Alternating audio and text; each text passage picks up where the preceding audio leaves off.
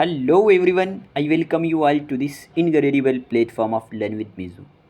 कैसे हैं आप सब? हैरियत से होंगे, अच्छे होंगे, आराम से तैयारी कर रहे होंगे, इंजॉय कर रहे होंगे अपनी स्टडी को। आज की इस क्लास में हम बात करेंगे 10 MCQs। कितने? 10 MCQs जनरल साइंस पे। किस पे? जनरल साइंस पे। ये एज आ एक टेस्ट रहेगा आपके लिए। देखते हैं आप 10 में से कितने क्वेश्चन कर रहे हैं। ये सारे क्वेश्चन मैंने पढ़ाए हुए हैं। आप 10 में से कितना स्कोर कर रहे हैं आज पता चल जाएगा। ये आपके forester plus JKSSB female supervisor के लिए इंपॉर्टेंट रहने वाला है ये class.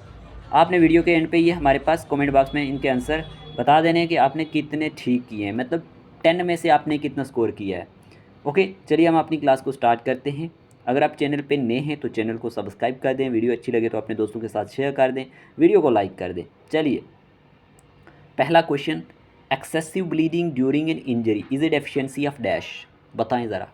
Vitamin A, vitamin B, vitamin K, vitamin E. क्या आंसर होगा? जल्दी से बताएं इसका आंसर। आपने आंसर चूज़ कर लिया होगा। इस क्वेश्चन का आंसर है विटामिन के। क्या आंसर रहने वाला है इस क्वेश्चन का answer? Excessive bleeding during an injury is a deficiency of vitamin के। ओके जी, ऑप्शन नंबर सी इसका करेक्ट आंसर है। देखिए, कंटिन्यूस जो ब्लीडिंग होती रहती है ना किसी भी injured part of the body से, ये किसकी वजह से होता है? Is due to the deficiency of vitamin K. मतलब जिन जिन भी आदमियों में या जिस भी पर्सन के अंदर कमी किसकी होती है? इस विटामिन के की कमी होती है ना, तो उनमें ये प्रॉब्लम होती है। यानी कंटिन्यूस ब्लीडिंग होना एक injured part of the body से, ये हमारे पास due to the deficiency of vitamin K की वजह से होता है। चलिए सेकंड क्वेश्चन की बात करते हैं। ये नंबरिंग पे मत जाना, ये मैंने पढ़ाया हुआ है। आप बस मैं जो क्वेश्चन डिस्कस करूँगा उस नंबरिंग पे ध्यान देना। एक क्वेश्चन हो चुका है। चलिए सेकंड क्वेश्चन की बात करते हैं। अब आपसे क्वेश्चन पूछा गया, cystic fibrosis and haemophilia are example of dash. बताएं ज़रा। Hereditary disease, degenerative disease, deficiency disease, none of the above. कि जो सिस्टिक फाइब्रोसिस है या फिर हीमोफीलिया है, ये किसकी एग्जाम्पल है? बताएं ज़रा।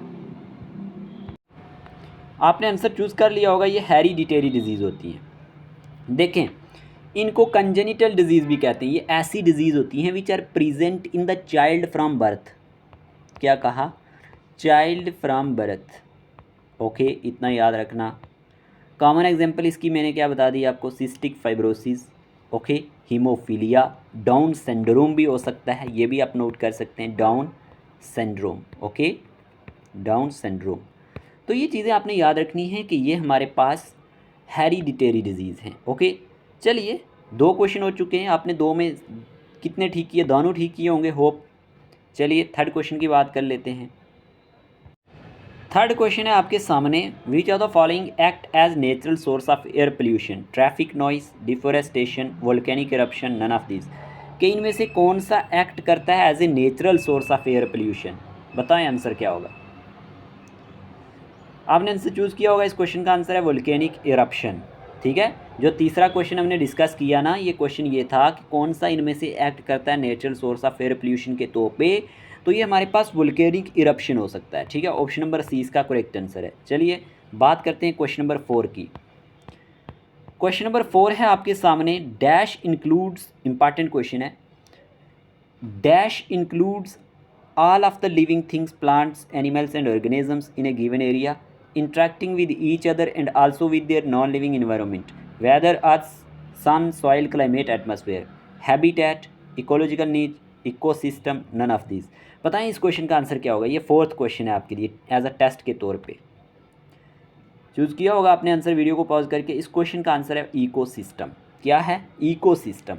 याद रखना, इकोसिस्टम क्या होता है? इंक्लूड्स करता है all of the living things, जितने भी प्लांट्स होते हैं, एनिमल्स होते हैं, ऑर्गेनिजम्स होते हैं गिवन एरिया के अंदर, जो इंट्रैक्ट करते हैं एक दूसरे के साथ and also with their non living environment के साथ, वेदर अर्थ, सन, क्लाइमेट, एटमॉस्फेयर। तो इसी को क्या कहा जाता है? इकोसिस्टम कहा जाता है। ओके, कितने क्वेश्चन हो गए हमारे पास? 4 क्वेश्चन। अब बात करते हैं 5th क्वेश्चन की। इसको रहने देते हैं, कोई और क्वेश्चन ले लेते हैं। हाँ, ये क्वेश्चन इंपॉर्टेंट है, इसको ले लेते हैं। 5 question, what is called for the phenomenon when the radiation absorb by the atmosphere is re radiated toward the surface of the earth? Smog, Newton effect, Darwin effect, greenhouse effect. बताएं इस question का answer क्या होगा। Question number 4 है हमारे पास। तो इस question का आंसर है हमारे पास greenhouse effect. Phenomena when the radiation observe by the atmosphere is re radiated toward the earth to the surface of the earth, उसे हम कहते हैं ग्रीन हाउस इफेक्ट। 4 क्वेश्चन हो चुके हैं, 5वें क्वेश्चन की बात करते हैं। 5th क्वेश्चन आपसे पूछा गया amylases in saliva begins the breakdown of carbohydrates into fatty acids, polypeptides, amino acids, simple sugars. ये सब मैंने पढ़ाया हुआ है, आप बताएं ज़रा इसका आंसर क्या होगा। Amylases in saliva begin the breakdown of carbohydrates into, इस क्वेश्चन का आंसर है सिंपल शुगर। क्या आंसर है इसका? Simple sugar. 5 क्वेश्चन हो चुके हैं, चलिए नेक्स्ट क्वेश्चन की तरफ बढ़ते हैं। 6th क्वेश्चन पूछा गया the process of taking in carbon dioxide and releasing oxygen by the plant take place in the process of osmosis, transpiration, respiration, photosynthesis. बताएं इसका आंसर क्या होगा। तो इस क्वेश्चन का आंसर है dear aspirants photosynthesis. Photosynthesis is the process of taking in carbon dioxide and releasing oxygen by the plant taking place in the, ये आपने याद रखना है, ऐसे प्रोसेस को क्या कहते हैं? The process of taking in carbon dioxide and releasing of oxygen by the plant, इसे हम फोटोसिंथेसिस कहते हैं। चलिए 6 क्वेश्चन हो चुके हैं, आपने ये 6 के 6 ठीक किए होंगे। अब बात कर लेते हैं 7th क्वेश्चन की। 7th क्वेश्चन पूछा गया liquid fuels produce from renewable biological sources including plants and algae, biofuels, calorific fuels, inorganic fuels, none of this. कौन से ऐसे फ्यूल्स होते हैं वो बताएं ज़रा। तो इस क्वेश्चन का आंसर है बायोफ्यूल्स। बायोफ्यूल्स जो होते हैं ये लिक्विड फ्यूल्स होते हैं जो प्रोड्यूस होते हैं रीन्यूएबल बायोलॉजिकल सोर्सेज से, जो इंक्लूडिंग होते हैं जिसमें प्लांट एंड एल्गी। चलिए 7 क्वेश्चन हो चुके हैं हमारे पास। चलिए ये क्वेश्चन भी इंपॉर्टेंट है। The destruction of habitat of plants and animal is called endemism, endangered species, habitat loss, flood. क्या होगा? 8th क्वेश्चन है आज के इस सेशन का। इस क्वेश्चन का आंसर है habitat loss. The destruction of habitat of plants and animals is called habitat loss, इसे कहा जाता है। इंपॉर्टेंट है, इकोसिस्टम आपको सिलेबस में है, बायोडाइवर्सिटी सिलेबस में है, वहाँ से ये क्वेश्चन बनाए गए हैं। ठीक है जी। देखिए अगर आपको इसकी PDF भी चाहिए होती है तो आप हमें 8492886188 पर मैसेज कर सकते हैं।